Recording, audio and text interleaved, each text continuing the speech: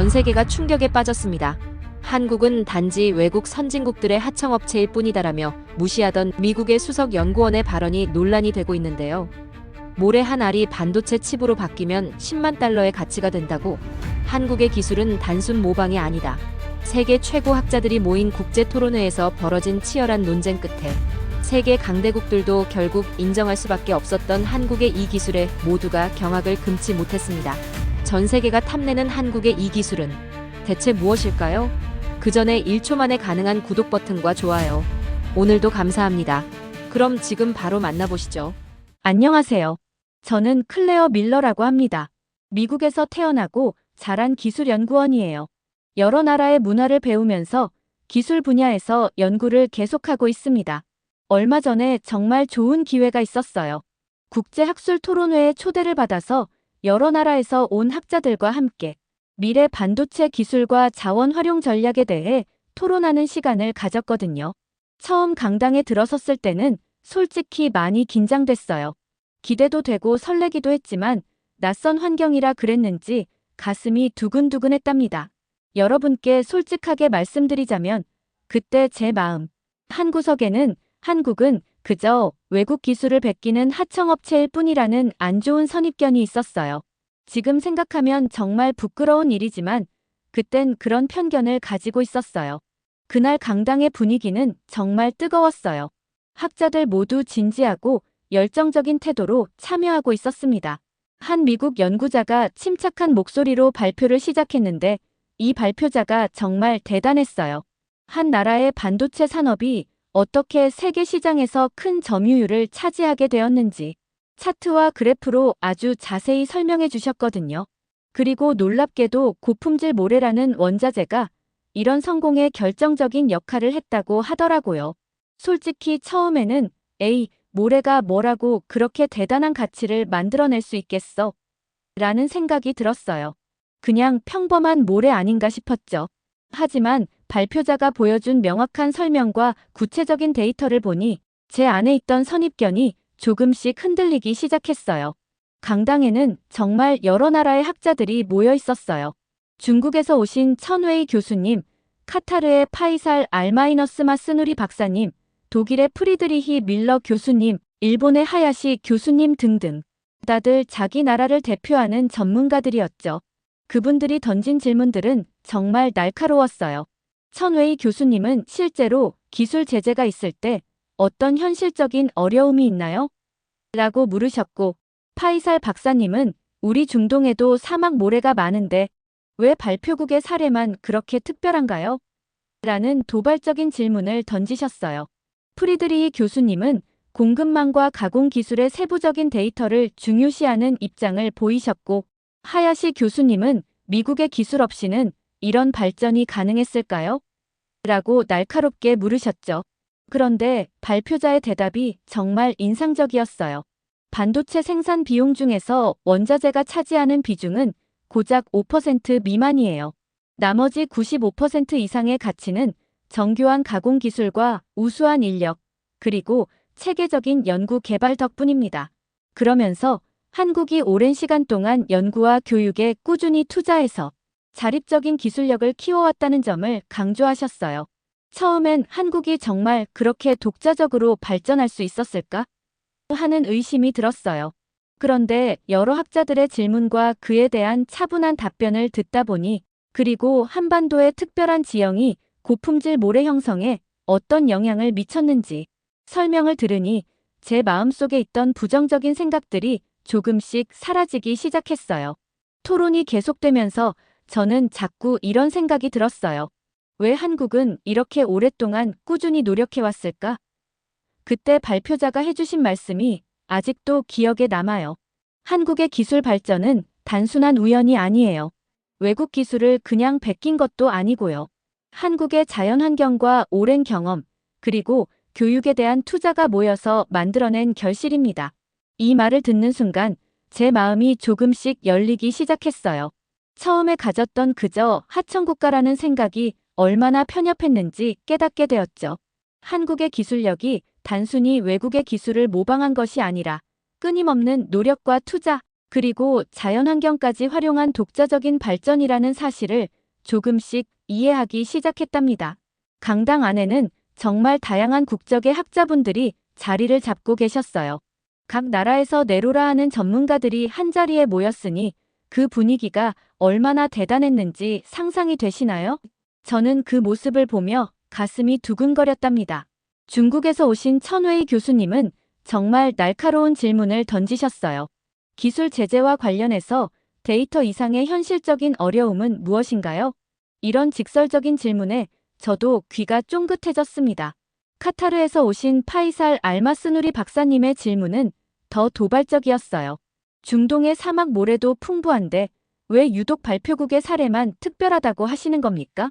이 질문을 들으며 저도 고개를 끄덕였답니다. 정말 궁금했거든요. 독일의 프리드리히 밀러 교수님은 역시 독일인답게 체계적인 접근법을 강조하셨어요. 공급망과 가공 기술의 세부적인 데이터를 중요시하는 입장을 피력하셨죠. 구체적인 수치 없이는 논의가 어렵습니다라고 하셨는데 그 꼼꼼함이 정말 인상적이었어요. 일본에서 오신 하야시 교수님은 미국의 기술 의존성을 문제 삼으셨어요. 결국 미국 기술 없이는 이 모든 것이 불가능하지 않겠습니까? 라고 여러 각도에서 의문을 제기하셨죠. 이런 질문들을 들으며 저는 과연 발표자가 어떻게 대답할까 하는 기대감에 숨을 죽이고 있었답니다. 그런데 발표자의 대답이 정말 놀라웠어요. 반도체 생산 비용 중 원자재가 차지하는 비중은 전체의 5% 미만일 뿐입니다. 나머지 95% 이상의 가치는 정교한 가공 기술과 인력, 체계적인 연구 개발 덕분이지요. 이렇게 명확하게 설명하시면서 한국이 오랜 시간 체계적인 연구와 교육에 투자하여 자립적인 기술 발전을 이뤄냈다는 사실을 강조하셨어요.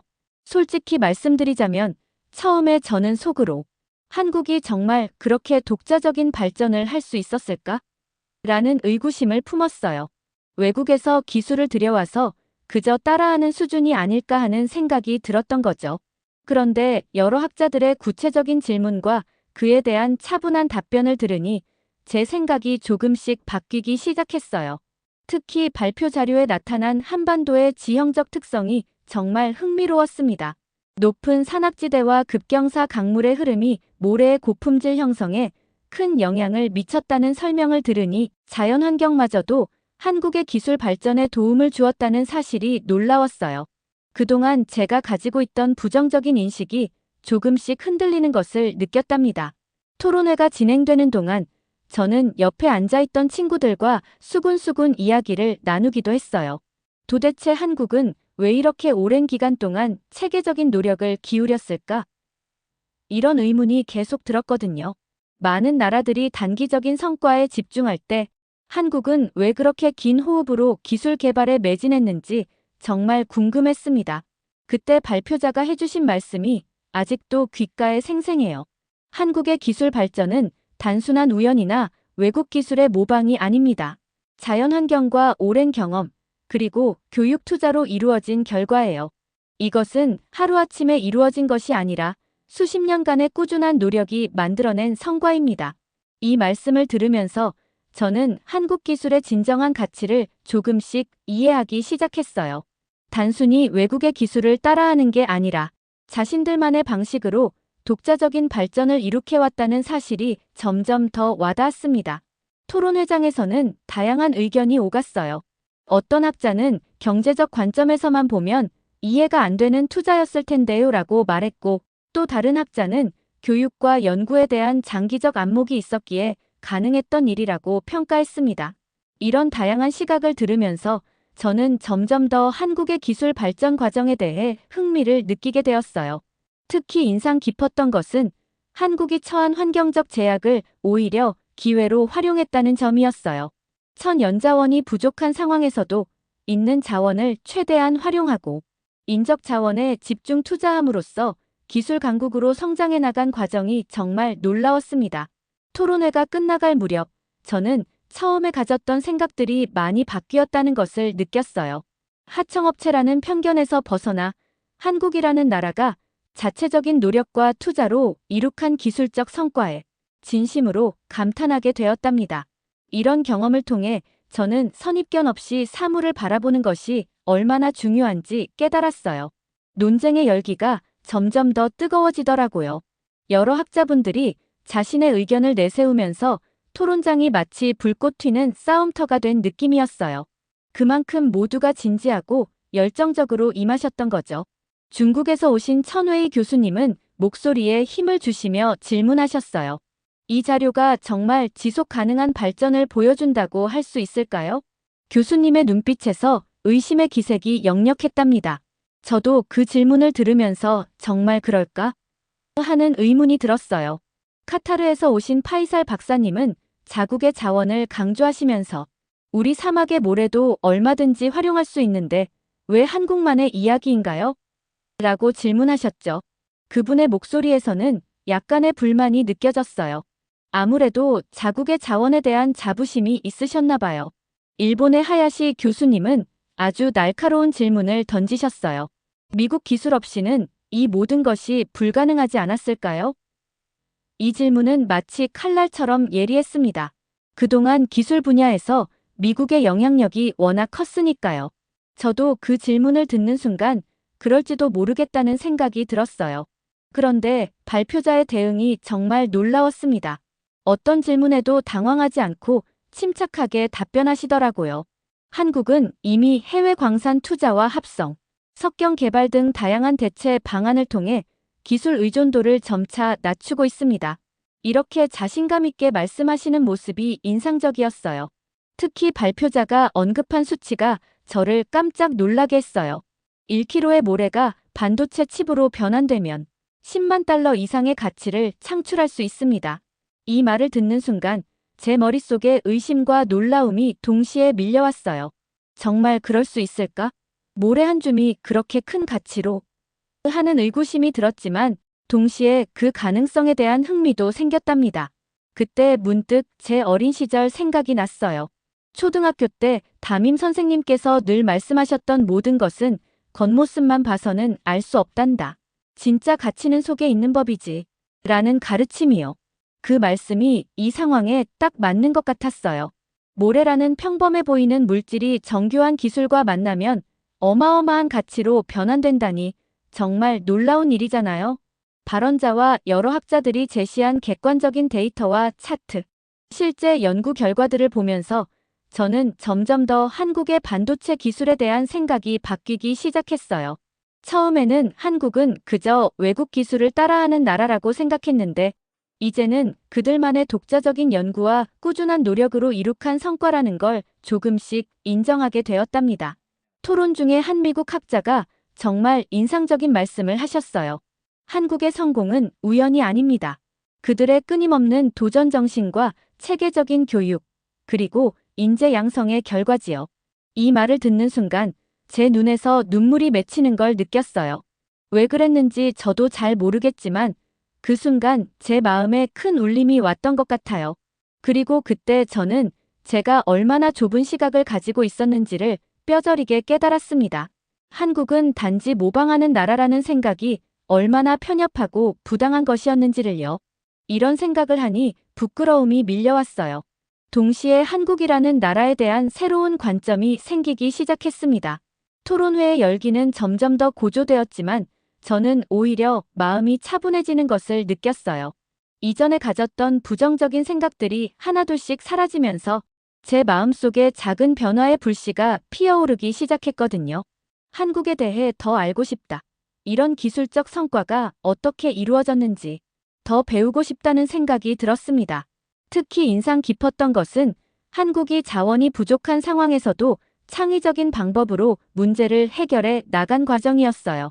천연 자원이 부족하면 대부분의 나라는 수입에 의존하게 되는데 한국은 대체 방안을 개발하고 기존 자원의 가치를 높이는 방향으로 나아갔다는 점이 정말 놀라웠습니다.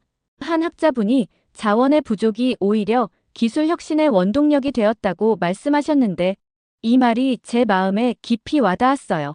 어려움을 극복하는 과정에서 더 큰 발전을 이룩한 것이니까요. 이런 이야기를 들으면서 저는 한국인들의 끈기와 지혜에 존경심이 생기기 시작했답니다. 시간이 흐르면서 토론장의 열기는 정말 최고조에 달했어요. 제 마음속에서도 큰 변화가 일어나고 있었답니다. 여러분, 사람의 마음이란 게 참 신기하지 않나요? 한순간에 확 바뀔 수도 있는 거니까요. 발표자가 정말 인상적인 말씀을 하셨어요.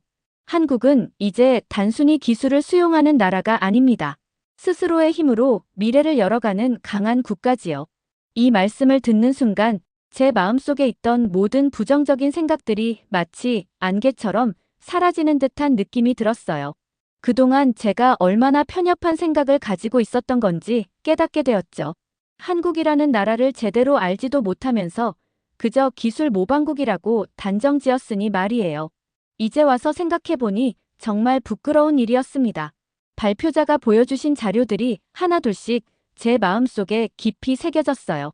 모래 한 알이 반도체 칩으로 전환될 때 창출하는 가치에 대한 설명과 함께 한반도의 자연환경이 만들어낸 고품질 자원의 역할, 그리고 오랜 시간 쌓아온 교육과 연구개발의 결실. 이 모든 것들이 제게는 새로운 깨달음이었습니다. 그때 저는 진심으로 감탄했어요. 한국은 정말 대단하구나.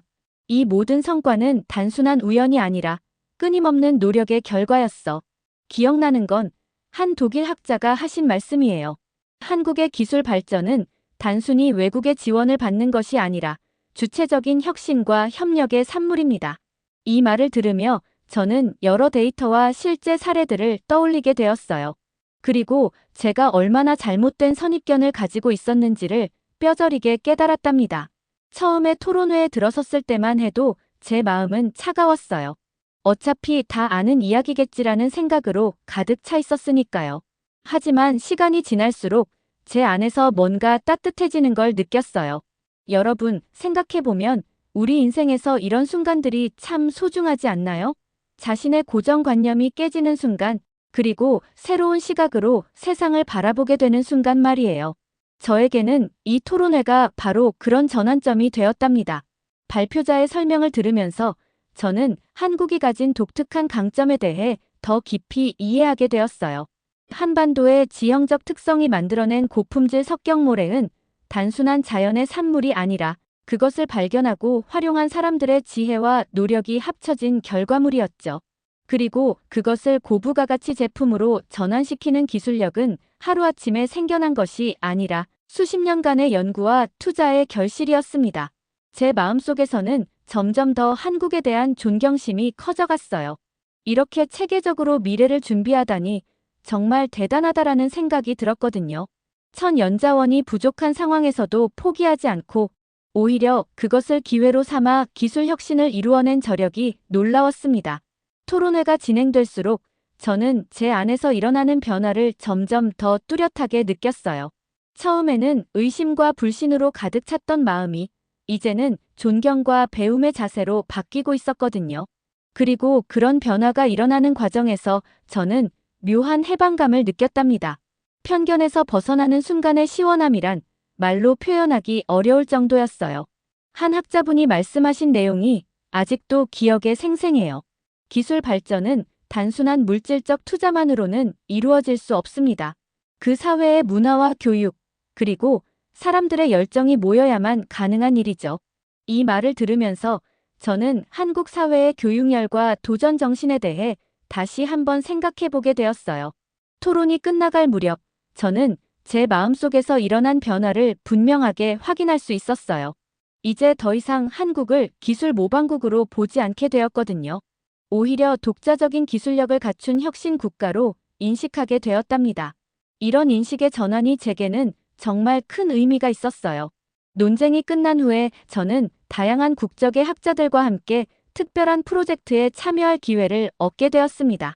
우리가 함께 연구하게 된 것은 한국의 최첨단 반도체 기술과 자원 활용 시스템이었어요. 특히 순환 경제 모델이라고 하는 것을 직접 체험하고 연구하는 일이었죠. 이 프로젝트는 정말 흥미로웠습니다. 건설 현장에서 나오는 폐기물을 다시 활용하고 자연 환경을 해치지 않는 방식으로 고품질 자원을 만들어내는 시스템을 실제로 볼 수 있었거든요. 한국의 여러 연구소와 기술센터를 방문하면서 많은 것을 배웠습니다. 한강과 여러 강에서 자연스럽게 모여진 고품질, 모래가 어떻게 정교한 공정을 거쳐 첨단 반도체 칩 제작에 쓰이는지 직접 눈으로 확인할 수 있었어요. 그곳의 전문가들이 연구 과정을 하나하나 친절하게 설명해 주셨는데 그 모습을 보면서 제 마음속에 있던 부정적인 생각들이 완전히 사라지는 것을 느꼈습니다. 프로젝트를 진행하는 동안 저와 동료들은 서로의 경험과 생각을 나누었어요. 각자 다른 나라에서 온 사람들이지만 모두가 한마음으로 연구에 임하는 과정을 통해 협력이 얼마나 소중한지 깨달았습니다. 또한 한국의 체계적인 연구 방식과 도전 정신이 얼마나 중요한지도 다시 한번 확인할 수 있었지요. 제 동료 중 한 분은 이렇게 말씀하셨어요. 우리가 함께 체험한 이 모든 것은 서로 다른 문화와 생각을 하나로 모을 때 얼마나 큰 시너지가 생기는지 보여주는 좋은 예입니다. 한국 정부와 산업계에서 추진하고 있는 친환경 자원 관리 시스템도 정말 인상적이었습니다. 예를 들어 건설 현장에서 나오는 폐기물을 효과적으로 재활용하는 기술은 환경도 보호하면서 동시에 경제적 가치도 만들어내는 놀라운 사례였어요. 이런 경험들을 통해 저는 한국의 기술이 단순히 외국의 도움에 의존하는 게 아니라 자체적인 혁신과 끊임없는 노력으로 이루어진 결과라는 것을 분명히 알게 되었습니다. 팀원들과 함께 일하면서 저는 예전에 가지고 있던 부정적인 생각들이 완전히 사라지는 것을 느꼈어요. 그리고 그 자리에 새로운 가능성과 미래에 대한 기대감이 가득 차게 되었습니다. 우리는 서로 아이디어를 나누고 여러 관점에서 문제를 바라보며 해결책을 찾았어요. 또 서로를 격려하면서 진정한 협력의 힘을 체험했습니다. 한국의 연구진들과 함께 일하면서 가장 인상 깊었던 점은 그분들의 열정과 전문성이었어요. 밤늦게까지 연구에 몰두하시는 모습을 보며 저는 깊은 감동을 받았습니다. 또한 어려운 기술적 내용도 쉽게 설명해 주시려는 그분들의 친절함에 마음이 따뜻해졌어요. 특히 한국의 자원 활용 방식은 정말 놀라웠습니다. 일반적으로는 가치가 없다고 여겨지는 것들에서 새로운 가치를 창출해내는 지혜와 기술력에 감탄했어요. 이런 모습을 보면서 저는 한국 기술의 진정한 가치를 이해하게 되었습니다. 프로젝트를 진행하는 동안 우리는 여러 차례 현장을 방문했는데 매번 새로운 발견과 배움이 있었어요. 한 번은 폐기물 처리 시설을 방문했는데 그곳에서 버려진 물질들이 어떻게 고품질의 자원으로 재탄생하는지 보면서 정말 놀랐습니다. 그리고 그 재생 자원이 첨단 기술 제품 생산에 직접 활용되는 모습을 볼 때는 감동이 밀려왔어요. 우리 팀원들은 서로 다른 국적과 배경을 가졌지만 함께 연구하면서 문화적 차이를 넘어 하나가 되었습니다. 때로는 의견 충돌도 있었지만 그런 과정을 통해 더 깊이 서로를 이해하고 존중하게 되었어요. 이런 경험을 통해 저는 국제 협력의 진정한 의미를 깨달았습니다.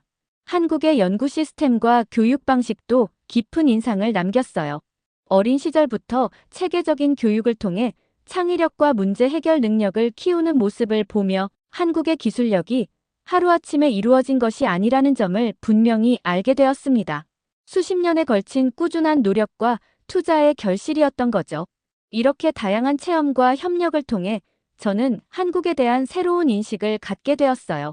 처음에 가졌던 편견은 완전히 사라지고 이제는 한국의 기술력과 혁신 능력에 진심으로 존경심을 느끼게 되었습니다. 이 모든 경험은 제 연구 인생에서 잊지 못할 소중한 기억으로 남을 것입니다. 국제학술 토론회와 여러 협력 프로젝트를 마무리하면서 저는 제 마음속에서 완전히 달라진 모습을 발견했습니다.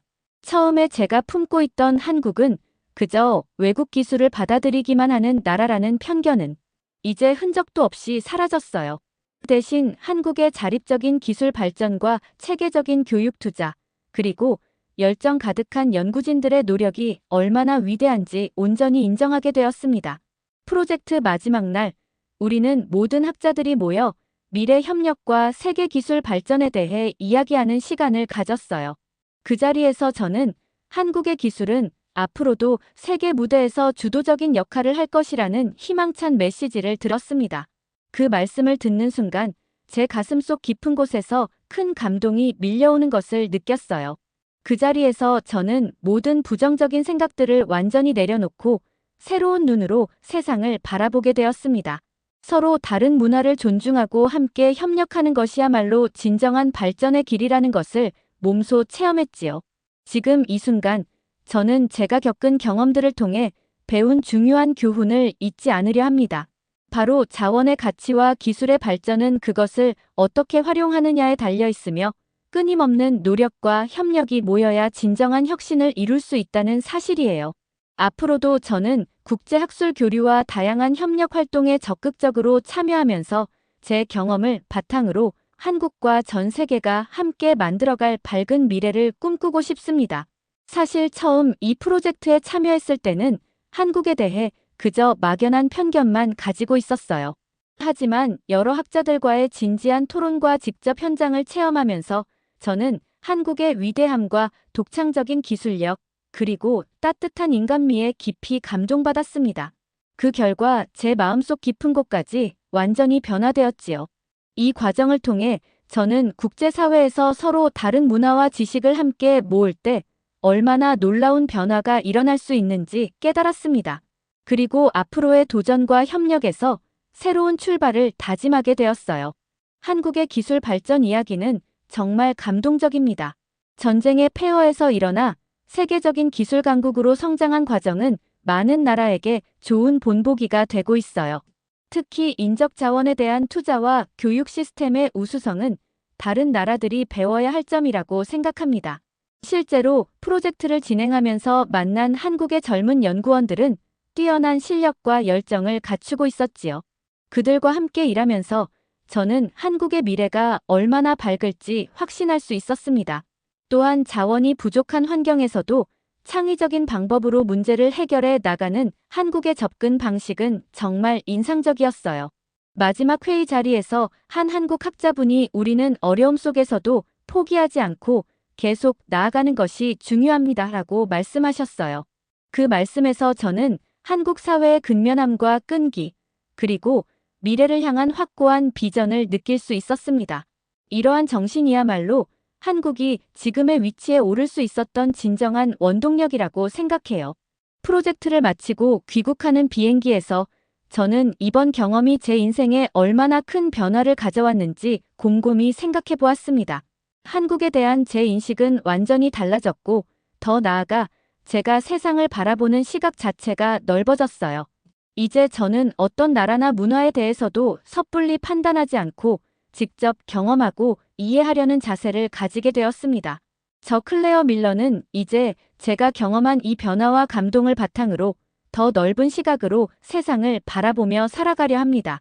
서로 다른 문화를 존중하고 이해하는 자세로 연구와 협력의 길을 걸어가고 싶어요. 한국의 기술력, 자원 활용 능력, 그리고 체계적인 교육과 연구개발의 결실은 앞으로도 전 세계에 큰 영감을 줄 것이라 믿습니다. 그리고 저는 이런 변화의 작은 증인으로서 제가 보고 느낀 것들을 더 많은 사람들과 나누고 싶어요. 이번 경험은 저에게 귀중한 인생의 교훈을 주었습니다.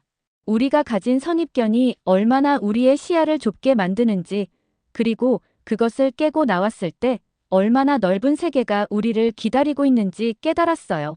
한국과의 만남은 제 인생의 전환점이 되었고, 앞으로도 이 소중한 인연을 이어가며 함께 발전해 나가고 싶습니다. 오늘의 특별한 사연 어떠셨나요? 영상이 마음에 드셨다면 구독과 좋아요 부탁드리며 오늘도 행복한 하루 되시길 바랍니다. 이상 학감동이었습니다.